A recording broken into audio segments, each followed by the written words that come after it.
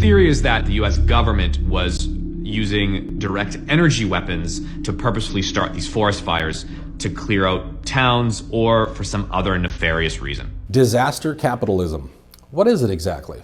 Well, it's the exploitation of natural or man-made disasters, such as catastrophic weather events, war, epidemics, etc., in service of capitalist interests. We've seen what's happened in Lahaina Maui, and we'll be revisiting that in the future. Trust me, we have not forgotten. But for this video, we're zooming in on Chile and the fires there. As always, I want to present the following information to you and have you make your own educated determination as to what is actually happening.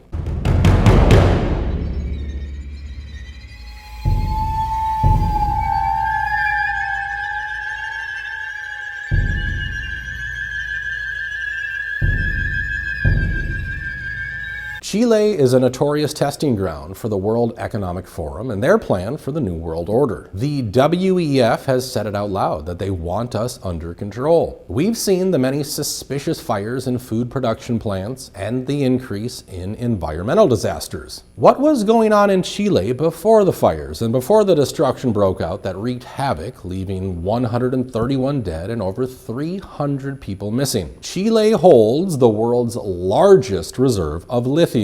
Before the fires broke out, they announced their plan to nationalize their lithium industry. Okay, so Chile has the lithium, which is leverage in a new world order that is less dependent on fossil fuels and more dependent on electric vehicles, etc. Let's really hold a microscope to this. Question: who owns the Chilean lithium mines? Currently, only two companies mine lithium in Chile. The Chilean firm SQM, which is nearly a quarter owned by a Chinese company, and the other company is the US chemical company Albemarle. Albemarle is the world's largest lithium producer and is the largest provider of lithium for electric vehicle batteries in the world. Okay, so who owns Albemarle? Oh, I bet you can guess. The largest shareholders include Vanguard Group, BlackRock, and State Street.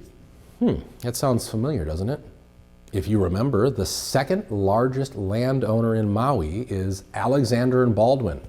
And on a previous video, we discovered the investors behind Alexander and Baldwin were none other than BlackRock, Vanguard, State Street, the exact same three. Ken, it's great to see you. How can you have clarity through 2027? What about a recession? Well, we continue to have volume growth. And in terms of as you look to benefit from the surge in prices, your targets released earlier today show that at the high end, you expect to more than triple output by the end of this decade. I'm looking at the prices from January of 2020 to January of 2023, and the gains in prices, if I'm reading the chart right, are just astronomical. Now, prior to the destruction, the former Chilean president decided to give control of the lithium operations to the state. Many people didn't like this, and they called it a big mistake.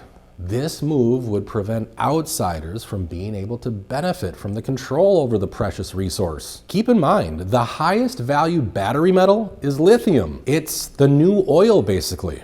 Albemarle said, quote, "This is the lithium that powers the world." The media reported the announcement as a nationalization, which means a transfer of ownership from private to government control. Here in the US, you may have seen and certainly felt the push to go all electric. As a free trade partner with the US, Chile stands to benefit from President Joe Biden's green stimulus program, potentially increasing demand for its lithium. Just days before the fires, the energy institutions held their conference at Viña del Mar, Chile on January 14th through the 17th. Where are the smart city business headquarters?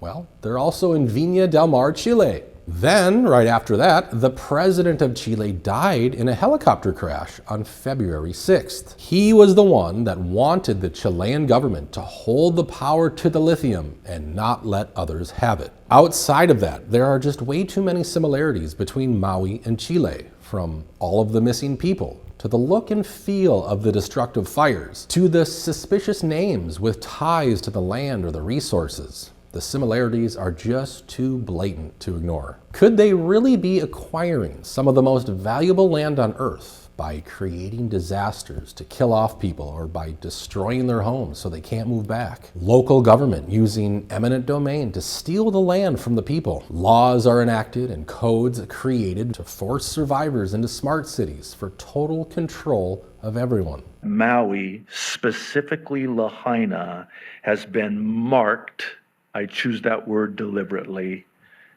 as a smart city. And here's what's sad. This is textbook.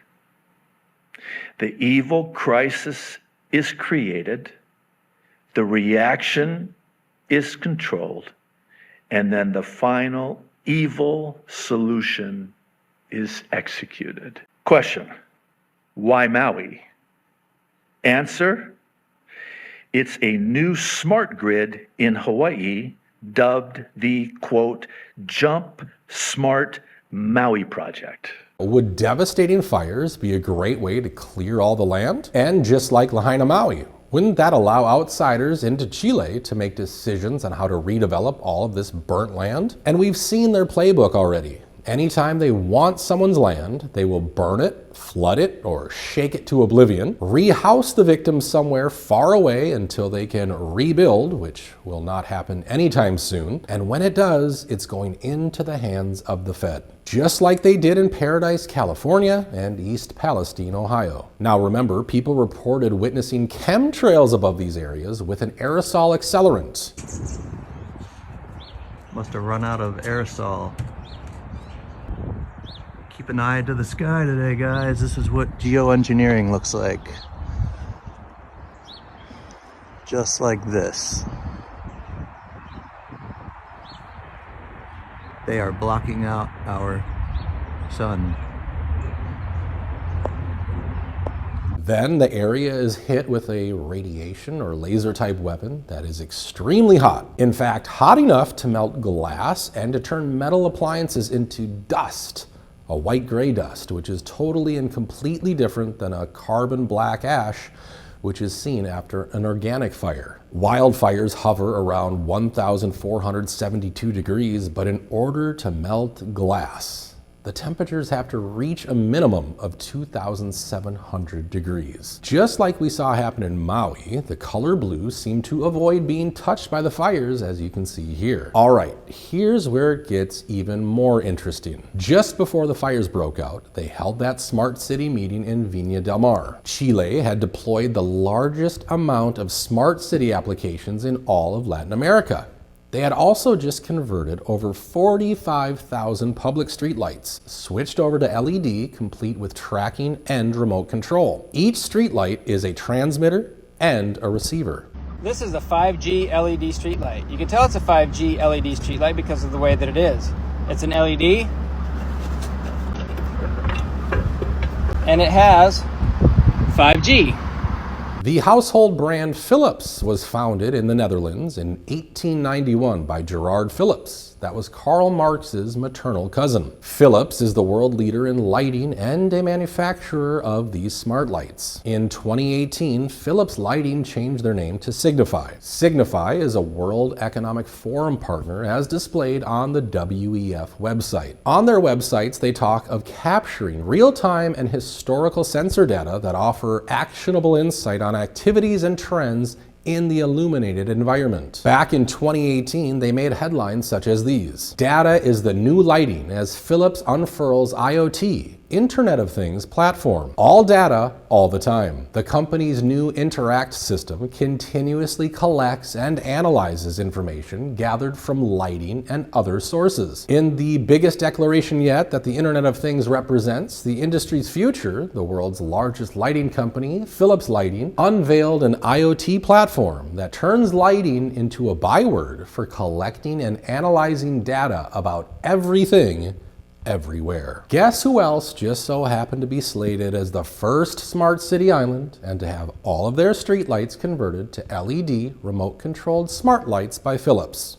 Maui. In fact, the Maui County Department of Public Works was actually sued for violating state law and for circumventing the required environmental review, basically illegally installing the new LED smart lights without any environmental reviews. The evidence showed that the light-emitting diode LED fixtures emitted a high amount of short wavelength blue-white light, which increases the risk to animals. Seabirds like the endangered Hawaiian petrel and the threatened Newell's shearwater will circle bright blue-white lights until they fall to the ground from exhaustion or crash into nearby buildings. This type of lighting also disorients the critically endangered hawksbill turtle and threatened green sea turtle, distracting hatchlings from reaching the ocean and diverting adult turtles from nesting sites. I mean, if these lights are doing this to animals, what are they doing to humans? There's just way too much information and simply not enough time to cover it all in 1 or 2 videos. So we're gonna end this one here with plenty more to come. If you feel I earned it, please give this video a like and subscribe to the channel.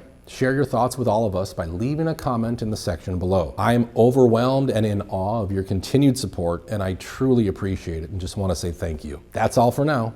Take care.